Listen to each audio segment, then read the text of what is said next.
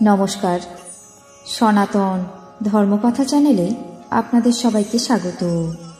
আজ মহাভারতের আদি পর্বের পঞ্চদশ অধ্যায়ে সর্পরক্ষার সংক্ষিপ্ত কথা পর্ব শুরু করব।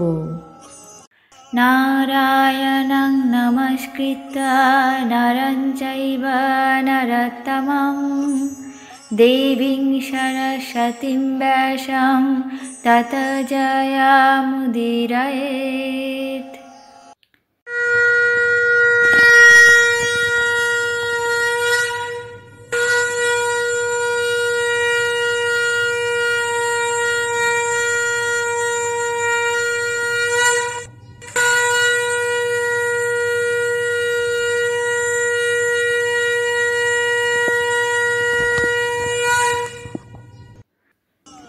ঋষি উগ্রশ্রবা মহর্ষি শৌনককে সম্বোধন করে বললেন, হে ব্রহ্মজ্ঞান পারদর্শী, পূর্বকালে সর্পগণ নিজের জননীর কাছে এমন শাপগ্রস্ত হয়েছিলেন যে রাজা জন্মেঞ্জয়ের যজ্ঞের অগ্নি তাদেরকে দগ্ধ করবেন।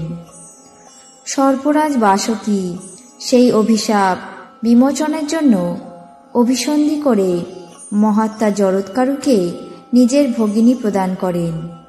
জরৎকারু বিধিসম্মতভাবে তাকে বিবাহ করলে তার গর্ভে আস্তিক নামে এক পুত্র জন্মায়। মহাত্মা আস্তিক বেদ বেদাঙ্গ শাস্ত্রে পারদর্শী, সর্বভূতে সমদৃষ্টি এবং তপশ্চর্যায় নিতান্তই অনুরক্ত ছিলেন।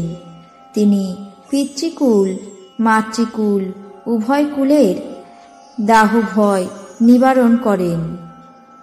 পাণ্ডুকুলোদ্ভব রাজা জন্মেঞ্জয় বহুকালের পর সর্পনিধন যজ্ঞের নামে এক মহাযজ্ঞের অনুষ্ঠান করেছিলেন।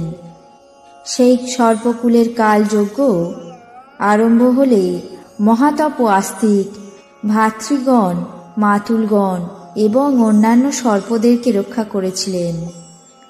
জরৎকারু এইভাবে পুত্র জন্ম দিয়ে ব্রহ্মচর্য এবং যজ্ঞ অনুষ্ঠান দ্বারা পিতৃগণ ঋষিঋণ ও দেবঋণ স্বরূপ গুরুতর ভার থেকে মুক্ত হয়ে জরৎকারুর পূর্বপুরুষেরা স্বর্গে গমন করেন।